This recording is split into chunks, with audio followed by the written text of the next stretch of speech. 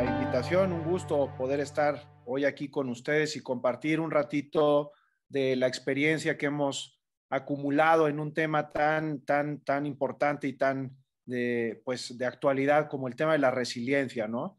Nos estamos sobreponiendo a una pandemia mundial y sin duda mucha gente se ha quedado por el camino. Hay gente que ha quedado con serias secuelas, familias que han perdido a seres queridos, y pues el poder superar este problema tan grande, personal, mundial, familiar, etcétera, sin duda es resiliencia. Entonces vamos a hablar un poquito hoy pues como se ha titulado esta charla, ¿no? El arte de sobreponerse a la adversidad con valor. Todos los seres humanos tenemos la capacidad de sobreponernos a las cosas malas, a los problemas, a las pues cosas negativas que nos pone la vida por delante. Yo por eso siempre, y ya desde hace muchos años, me gusta mucho esta frase que pues al final resume la charla que les voy a dar. Y yo siempre digo que la tristeza, solo la tristeza de la adversidad te dará la alegría de superarla. Y yo en esta charla les voy a dar lo que desde mi punto de vista son pues algunos tips para poder superar la adversidad. Yo estos tips que he aprendido a lo largo de más de 20 años tratando enfermos con cáncer, que es lo que principalmente hago, lo he resumido en 4 puntos, en 4 P's. Y estas 4 P's son las que voy a intentar desarrollar en los próximos minutos y me gustaría que fueran el mensaje con el que finalmente se puedan quedar todos ustedes. En esta fotografía ustedes están viendo el Hospital Clínico de Barcelona, que es donde yo trabajé durante 7 años, y me gustaría contarles una experiencia. Ya hace 12 años, en el año 2010, un sábado en la mañana, nos llamaron a la oficina de nuestro jefe entonces, y fue una solicitud rara, porque pues nosotros trabajábamos de lunes a viernes y los sábados no solíamos operar, y menos atender una llamada a las 6 de la mañana. Total que yo llegué a las 6 de la mañana al hospital, y para mi sorpresa me encontré con el hospital completamente acordonado, había muchísima policía, mucha seguridad, y bueno, eso ya nos llamó un poco la atención. Cuando llegué al despacho de mi jefe, pues me encontré con que había una reunión donde estaba mi jefe entonces, estaba yo, llegaron mis socios, que trabajamos todos juntos, nos encontramos con los anestesiólogos que entonces trabajaban con nosotros, y nos encontramos con las enfermeras, con las instrumentistas. Entonces ya nos empezó a llamar mucho la atención que estuviera ahí todo el equipo quirúrgico, que estuviera el director del hospital y que llegaran los patólogos. Los patólogos, como ustedes saben, son los que examinan las piezas que nosotros retiramos en cirugía. Nos llamó mucho la atención que ese día estuvieran 2 patólogos presentes. Normalmente siempre tenemos 1. Fue todavía más sorpresivo cuando nos encontramos que había policía secreta, que estaba la policía secreta dentro del hospital, incluso algunos dentro de la oficina de nosotros.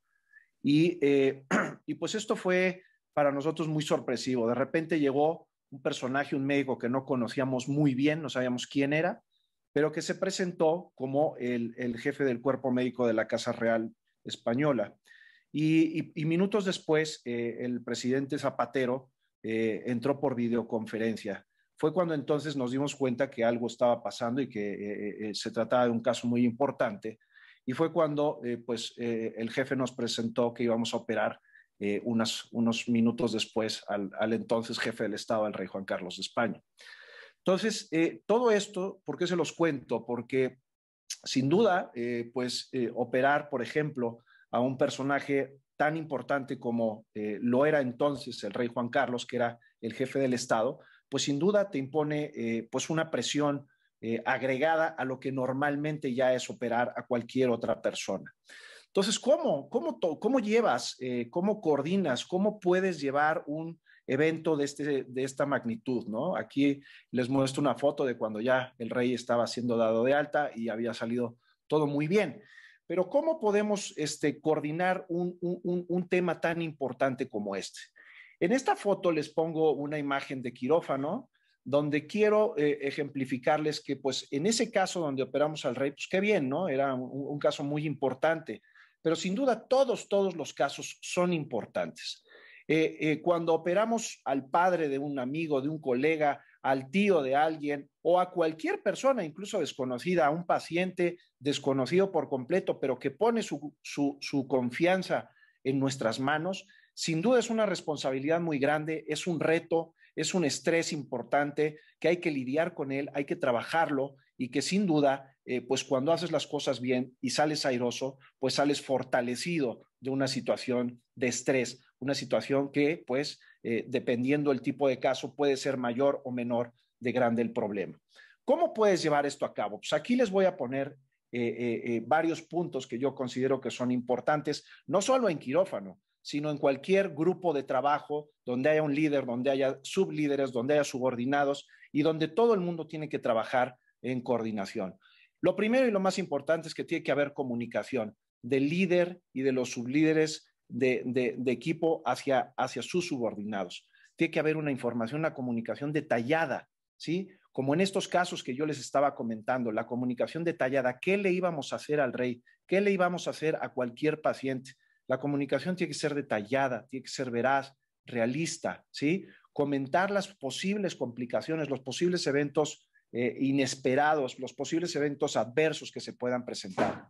Este esquema es lo mismo para un quirófano que para una oficina. Ustedes imagínense, por ejemplo, un despacho de abogados donde tienen un caso que litigar muy importante. La comunicación con los subordinados, con los pasantes, con los socios, tiene que ser detallada, veraz, realista, ¿sí? Ver los escenarios complicados. Esta comunicación siempre tiene que ser tranquila, tiene que ser transmitiendo confianza, transmitiendo que pues el problema, por mayor que sea, se puede abordar, se puede trabajar, se puede hacer de manera cooperativa entre todos. Y cuando esta comunicación es eficaz, los grupos trabajan de manera apropiada y un problema que puede ser un problema puede organizarse de una manera apropiada y sacar adelante unos buenos resultados. Y aquí es donde viene la palabra resiliencia. Resiliencia, ¿qué significa, no? ¿Y de dónde viene? La resiliencia que hoy está tan de moda, es una palabra que está súper de moda, viene del campo de la física. La resiliencia tiene que ver con los metales. La resiliencia es la capacidad que tiene un metal a soportar los cambios de temperatura, la presión, los golpes, los cambios, pues no solo atmosféricos, sino, por ejemplo, las resistencias en una construcción. De ahí viene la palabra resiliencia. Y de la resiliencia de la física ha migrado a otros muchos ámbitos. Hoy hay resiliencia psicológica, que es de la que vamos a hablar un poco más. Hay resiliencia financiera. Seguramente ustedes han escuchado hablar de que hay resiliencia en las bolsas de valores, que a pesar de que hubo un evento atmosférico, una decisión política, un tema económico que afecta a la bolsa baja y luego sube. Esa es la resiliencia financiera. Entonces es un término que hoy en día se ocupa para muchos ámbitos. Hoy vamos a hablar un poco de la resiliencia en el tema emocional. ¿Sí? Cuando nosotros nos ceñimos estrictamente a la definición de la Real Academia Española de la Lengua, bueno, pues tenemos aquí que la resiliencia es la capacidad de adaptación de un ser vivo frente a un agente perturbador o un estado o situación adversa, ¿sí? En el segundo significado, vean, aquí está el que yo les decía de la física, la capacidad de un material, mecanismo, sistema para recuperar su estado inicial, ¿sí? Y esta foto me encanta porque esto es resiliencia. En un terreno árido, en un terreno seco donde hay poca agua, siempre puede crecer algo de vida. Y eso es resiliencia. Entonces, el segundo término del que yo les voy a hablar es un término que introdujo un gran orador desde mi punto de vista que se llama Alex Rovira, es un catalán que se dedica a este tema y él habla de la longanimidad, que también tiene mucho que ver con resiliencia, porque la longanimidad es la grandeza y constancia de ánimo en las adversidades. Si no hay longanimidad, difícilmente puede haber resiliencia. Si no hay ánimo y constancia en una adversidad, difícilmente se puede superar un problema. Entonces, estas dos palabras creo que son importantes para entrar en materia. Cuando nosotros examinamos psicológicamente, que conste que quiero hacer aquí un paréntesis, yo no soy psicólogo, ni he hecho terapia de enlace, ni soy tanatólogo, ni nada por el estilo. Yo simplemente soy un médico que durante 20 años ha visto pacientes oncológicos y que pues esta experiencia de tratar y de enfrentar tantas veces enfermos que muchas veces mueren, me ha dado un cúmulo de experiencias, que es lo que yo les quiero hoy transmitir sin un punto de vista estrictamente profesional como el que tendría un psicólogo, un tanatólogo o un terapista de enlace. Yo lo que veo es que las personas resilientes tienen una serie de características que aquí se las pongo. Son creativos, son tenaces, son constantes, les gusta reírse, siempre ven hacia adelante, el vaso lo ven en términos simplistas, siempre medio lleno y no medio vacío. Son favorables a los cambios, no tienen miedo a los cambios. Estas son las personas resilientes. Pero vamos a hablar un poco, como yo soy médico, a mí me gusta un poco la explicación técnica, científica, de si de verdad hay personas resilientes o no lo son. ¿Sí? Hay personas que se deprimen de verdad orgánicamente o solamente están deprimidas por un estado temporal de ánimo. Bueno, pues aquí hay una psicóloga muy importante argentina que nos habla de cómo los neurotransmisores, este esquema que es realmente complejo, no pretendo que se lo aprendan, ¿verdad? Pero sí es un ejemplo de cómo se ha estudiado la capacidad resiliente celular. Sabemos que el tema de ser más o menos resiliente, más o menos deprimido, más o menos ansioso, tiene que ver con neurotransmisores cerebrales. Y vemos aquí cómo la serotonina, la dopamina, etcétera, influyen positiva o negativamente en el estado de ánimo de una persona y positiva o negativamente en la capacidad de resiliencia de una u otro individuo. Y también sabemos que estos neurotransmisores pueden ser afectados por medicamentos y así es como funcionan, pues medicamentos antidepresivos, ansiolíticos, etcétera, etcétera. Hay una psiquiatra mexicana que ha hecho un estudio muy interesante aquí en México que habla sobre todo del estrés. ¿El estrés es un problema o no es un problema? Yo creo que es un problema. Y este estrés, ¿qué sucede en el cuerpo? Orgánicamente, ¿qué le pasa al cuerpo cuando hay estrés? Aquí nosotros sabemos que cuando un sujeto está estresado, entra en lo que técnicamente, científicamente se llama un estado de alostosis. Y este estado de alostosis es cuando tú tienes un desequilibrio en tu estado emocional, ¿sí? Que estás más estresado de lo normal. Y a esto le llamamos carga alostótica. Cuando tú ese estrés lo controlas, decimos que estás en homeostasis, ¿sí? Entonces, vamos a hablar un poquito de esto. La carga alostótica persistente puede llegar a ocasionar enfermedades. Y estas enfermedades pueden ser pues tan conocidas como la hipertensión, la inmunosupresión, la diabetes. ¿Quién no ha escuchado alguna vez decir, es que mi tía se volvió diabética de un disgusto? Bueno, puede ser no estrictamente cierto eso, pero sí puede ser cierto que una carga alostótica permanente afecte la salud y termine, por ejemplo, generando diabetes o generando hipertensión y por lo tanto un infarto, ¿sí? Esos son, por ejemplo, algunos de los enfermos. ¿Y podemos medir esto o no? ¿Es algo objetivo o no? ¿O es nada más ciencia ficción y cosas que se inventan los psicólogos o psiquiatras? No, sí lo podemos medir. Lo podemos medir y podemos saber cuándo alguien tiene carga alostótica o no, cuando medimos presión arterial, el índice cadera-cintura, el colesterol, algunas hormonas como el sulfato de hidroepiandrosterona, la excreción urinaria de cortisol, etcétera. Y esto es muy importante porque les voy a poner ejemplos. ¿El bullying es un problema o no es un problema? Claro que es un problema. Si un niño o una persona acosada laboralmente se va y se queja con su maestra o con su inmediato superior en la oficina y le dice, estoy sufriendo de acoso, ¿eso se puede comprobar físicamente? Sí o no. ¿Se puede comprobar por laboratorios? Sí o no. Pues sí, sí se puede, midiendo, por ejemplo, estos medidores. Y por aquí podemos nosotros identificar si hay un problema real, ¿sí? Y trabajar en ello. Les voy a hablar de cómo cualquier persona se puede sobreponer a la adversidad terrible. En esta foto estoy aquí con un amigo mío, un amigo español, que tiene una historia muy interesante.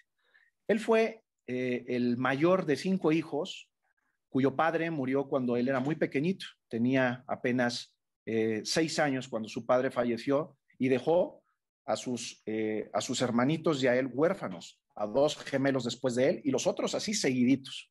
Y su mamá, que tenía muy poquita preparación académica, pues, tuvo que lidiar pues, con 5 huérfanos.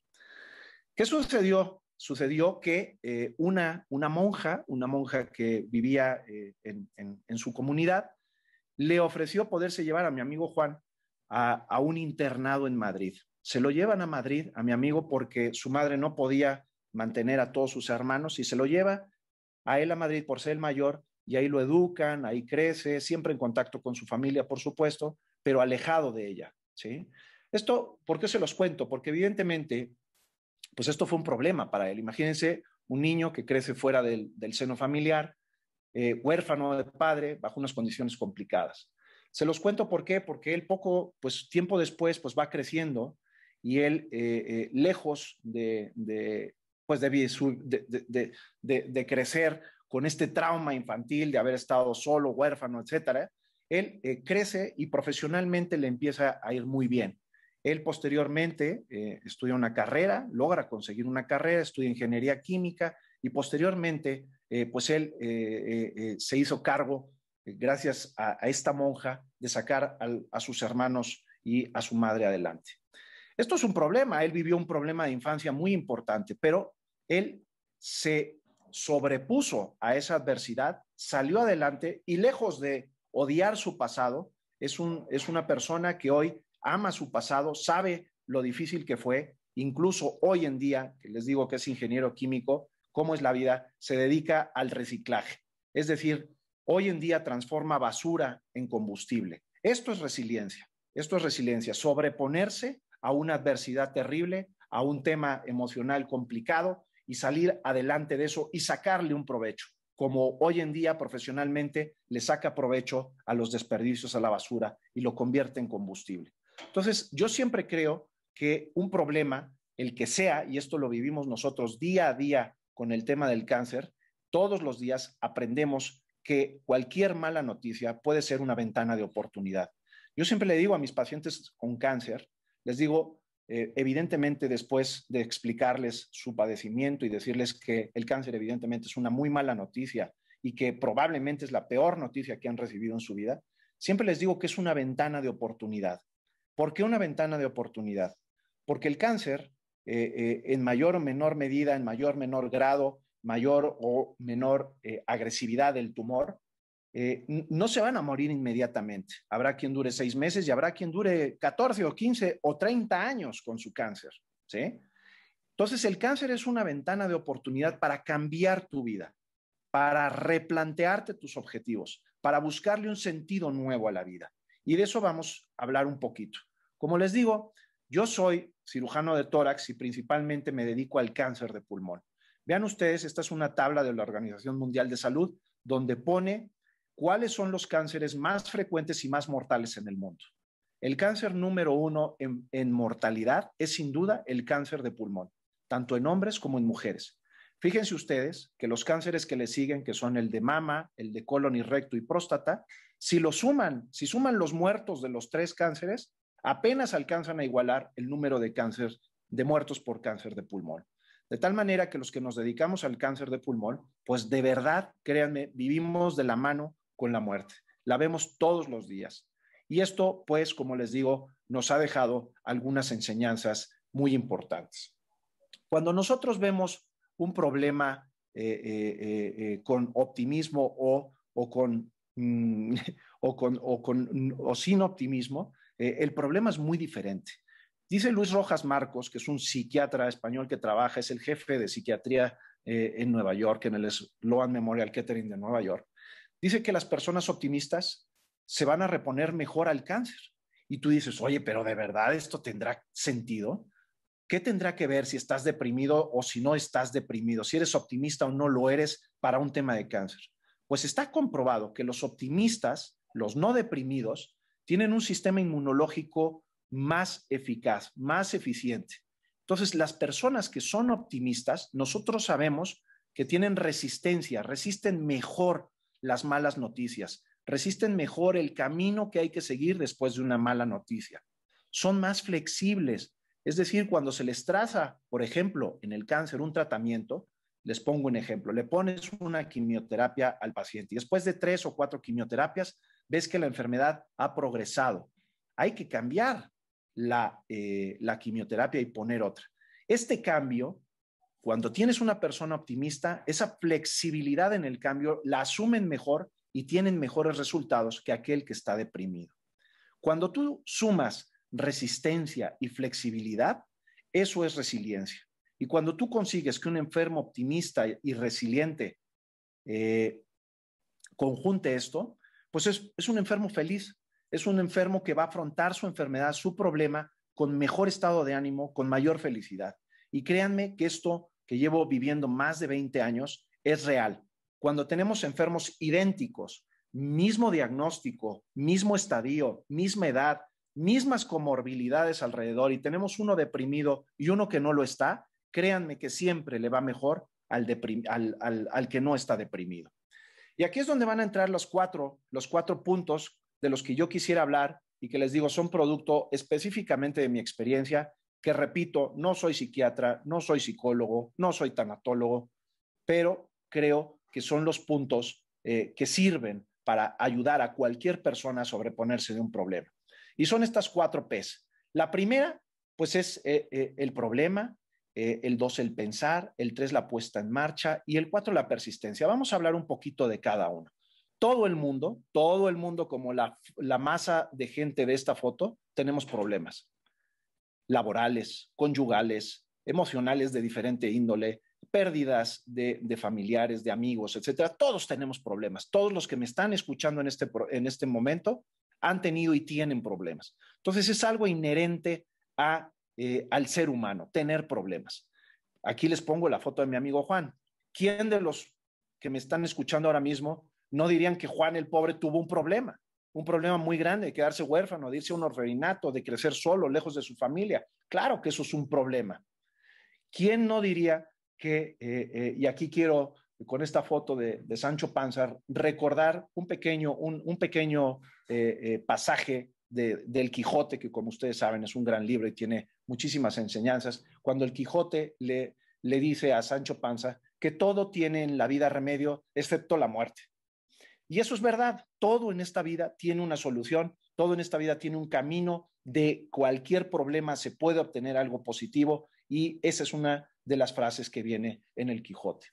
Y con esta foto de 2 ancianos aquí felices, y lo que les quiero ejemplificar es que todo el mundo desearía esta foto, ¿no? Todo el mundo quisiéramos llegar a los 85 años acompañados, felices, con esa sonrisota, con un paisaje idílico en el fondo, viviendo felizmente. Pero esto puede que en ocasiones no sea real. De hecho, muchas veces no es real. Muchas veces los planes no salen como nosotros los planeamos. El dicho dice que cuéntale tus planes a Dios para que Él se ría de ellos. Y es real. Tú puedes hacer muchos planes, pero si no eres flexible, si no eres optimista, esos problemas que te van a trastornar tu ruta planeada, pues te puede hacer muy, muy, muy infeliz. Entonces, este es el problema, ¿no? Aquí les pongo un paciente mío, Héctor, que tenía un tumor, un cáncer de tráquea terrible, un cáncer de tráquea que finalmente pues lo llevó a la muerte. Pero recuerdo su caso con mucho cariño, pero era un tipo muy joven que tenía pues unos niños pequeños y tenía muchísimas ganas de vivir, un tipo muy optimista, con un tumor terrible, pero con gran optimismo afrontaba su enfermedad. Vuelvo otra vez a Luis Rojas Marcos, este psicólogo que les digo que es extraordinario. Él habla de que cuando una persona tiene problemas, y yo hablo de los enfermos con cáncer, es muy importante no solo tratar al enfermo, sino tratar a su entorno. Un enfermo no es el enfermo, es el enfermo y sus circunstancias, su círculo familiar, su círculo de amistades, su círculo laboral. Contra más gente tenga que lo apoye, mejor va a llevar su enfermedad, más optimista, con menos estado depresivo. Y a esto Luis Rojas Marcos le llama las conexiones afectivas. Contra más conexiones afectivas pueda tener una persona, mejor se va a sobreponer a sus problemas. Entonces, esto es importante que lo podamos cultivar, porque esto se puede entrenar. Los sujetos pueden aprender a ser más optimistas, pueden aprender a ser más resilientes. Es una condición que si bien algunas personas la tienen de manera innata, el que no la tiene la puede aprender. Y entonces aquí vamos con las 4 P's. Ya quedamos que la primera P es el problema. Reconocer que tienes un problema. Saber que los problemas son inherentes a todas las personas y afrontarlas con positividad, ¿sí?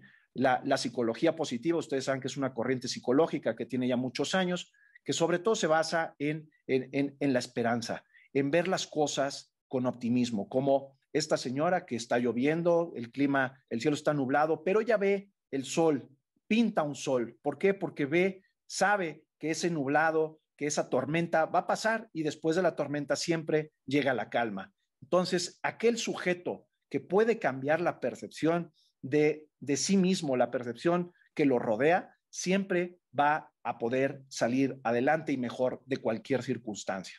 Positivismo. Número 1, para tener un problema hay que empezar a pensar en positivo. Yo siempre, cuando tengo un enfermo con cáncer, siempre les platico pues este ejercicio, ¿no? Yo siempre les digo que me hagan en una hoja en blanco, que me escriban 2 columnas. En la primera siempre les pongo y les pregunto que me digan de qué están orgullosos, qué hicieron bien en la vida, de qué están satisfechos, cuál es su legado, cómo han sido como padres, como amigos, como hermanos, como subordinados, como jefes, si es que lo son, cómo ha sido su vida, de qué es lo que cuando ellos se vayan de este mundo y nos vamos a ir todos los que están escuchando la plática y un servidor nos vamos a ir un día, qué es lo que vamos a dejar. Y en la otra columna, yo siempre les pongo que pongan todo lo contrario, qué es lo que no han hecho bien, a quién han ofendido, qué les gustaría hacer, qué pendientes tienen, les gustaría hacer su testamento, realizar un viaje, reconciliarse con un hermano que llevan 20 años sin hablarse, todas las cosas que tienen pendientes. Y cuando tienen esta lista de pendientes, ellos siempre me preguntan, siempre, doctor, mi cáncer, de acuerdo al estadio, de acuerdo al tipo de cáncer, ¿cuánto tiempo de vida me queda? Yo lo único que siempre les puedo contestar es, no lo sé, no sé cuánto tiempo te queda a ti. Te puedo decir la media, el promedio de las pacientes que hemos estudiado con tu diagnóstico y con el estadio de tu enfermedad, ¿cuánto viven? 6, 8 meses, 3, 4 años. Y siempre les digo, estos pendientes que me has escrito aquí, intenta sacarlos en esos 3 años, en esos 6 meses, en esos 8 meses.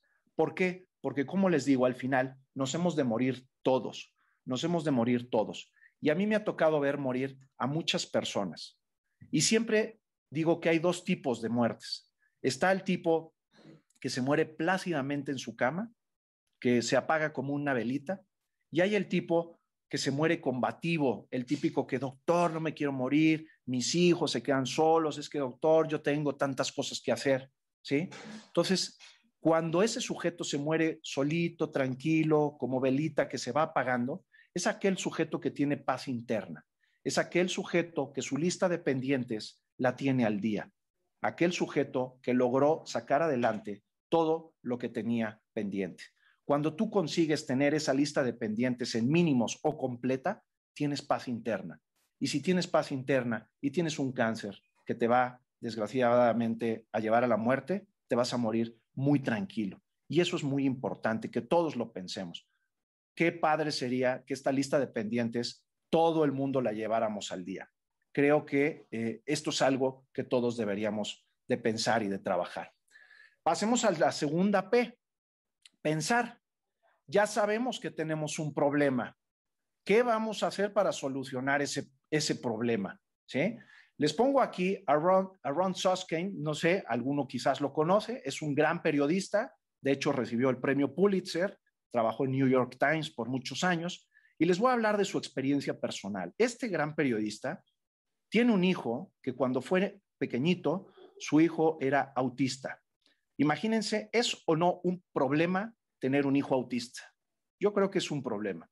Pero Ron Suskind reconoció que tenía un problema, estudió su problema y dijo y pensó cómo solucionarlo. Entonces él se dio cuenta, viendo a su hijo, que su hijo autista interactuaba con frases de la película de La Sirenita. Se dio cuenta que su hijo veía y veía y veía La Sirenita y se aprendía frases y con esas frases interactuaba. Entonces, él empezó a explotar, vio ese problema y empezó a explotar esa virtud que tenía su hijo. Le empezó a poner La Sirenita y después otras muchas películas de Disney.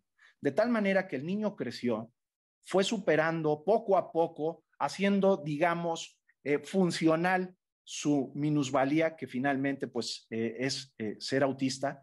Y quiero que sepan que hoy este niño, este muchacho, hoy en día vive solo, trabaja en el cine en Los Ángeles e incluso tiene una pareja.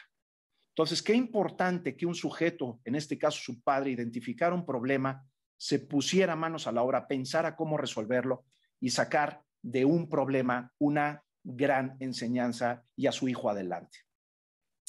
¿Qué es esta cajonera? Cuando ustedes tienen un problema, yo los invito a pensar en su problema, pero dentro de nuestro cerebro tenemos que tener una cajonera como esta. ¿Y a qué me refiero con la cajonera? Que un problema tiene que estar en un cajón y nunca contaminar con un problema el resto de los cajones. ¿A qué voy? Por ejemplo, aquel sujeto que tiene un problema en el trabajo y lo lleva a su casa y contamina a su familia con ese problema. Aquel sujeto que al revés tiene un problema conyugal y contamina su ambiente laboral debido a que no sabe encasillar el problema y compartimentalizar cada uno de estos. Cada cajón es un problema que has de pensar por separado y intentar no contaminar las otras esferas, los otros cajones de tu vida. ¿Sí? Entonces, cuando tú ya reconociste que tienes un problema, ya tienes el problema, ya pensaste cómo te gustaría solucionarlo, siempre es importante tomarse un tiempo para volverlo a pensar. Yo siempre he escrito algunos libros y siempre cuando escribo un libro o un texto, una página o 2 páginas o un capítulo, lo dejo ahí en el cajón una semana y después lo vuelvo a leer. ¿Por qué? Porque siempre le encuentro alguna cosa diferente que me gusta más, cómo la voy a poner ahora, o cambiarla, esa no me gusta, esa está mal, eso no se entiende bien. Igual aquí, cuando tú estás pensando cómo resolver un problema, date un tiempo y vuélvelo a pensar. Te aseguro que siempre encontrarás alguna cosa extra que haga que tu pensamiento, que tu forma de afrontar ese problema sea mejor. Esa es la segunda P. Cuando ya tenemos la P del problema, la P de pensar cómo lo vas a arreglar, hay que poner la P de ponerlo en marcha. ¿Sí? Cuando tú ya pones en marcha el plan que tienes, ese centro de control interno es muy importante porque ese plan que tú tienes te va a dar autocontrol. Y el tú tener un plan, una planificación para salir adelante de un problema, te va a dar seguridad en ti mismo. Eso alimenta la autoestima, eso quita la depresión, eso aumenta la dopamina, aumenta los neurotransmisores positivos en tu cabeza y te va a hacer un sujeto más optimista. Cuando tú tienes autoestima, te vas a sentir con la capacidad de tomar mejores decisiones, probablemente correctas. No siempre todas, pero seguramente más correctas que incorrectas. Y eso sin duda, cuando algo te sale bien, como tú lo planeaste, pues te da una satisfacción. Y eso alimenta nuevamente el centro de control interno, que como ven, es un círculo virtuoso que cuando se lleva de la manera correcta, pues puede ser altamente gratificante. Esta es la tercera P. Y la cuarta, creo que la más importante, la persistencia. Cuando tú tienes un plan, un foco, un objetivo claro, tienes que persistir, siempre persistir, porque siempre va a haber problemas en el camino que te saquen de tu plan. Me gusta mucho este video, porque vean ustedes, así es la vida, ¿no? Como este video.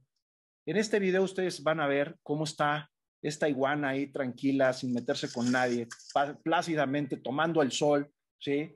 Calentándose, ya saben ustedes que estos animalitos son de sangre fría, entonces se calientan al sol y sin meterse con nadie, fíjense cómo se acerca un problema. Así es la vida, ¿no? Se te acerca un problema, tú no te estás metiendo con nadie y un problema te toca a la puerta. Así como esta iguana está viendo un problema venir, ya lo identificó y ya está pensando qué hacer con su problema. Pero los problemas nunca vienen solos. Los problemas siempre vienen acompañados. Desgraciadamente, estos problemas siempre vienen acompañados de otros, de problemas económicos, de problemas sentimentales. Siempre un problema viene acompañado. Entonces, cuando tú estás ahí tranquilo y ves venir el problema, ya lo viste, estás pensando qué hacer, qué haré, pones tu plan en marcha y ¡pum! Corres.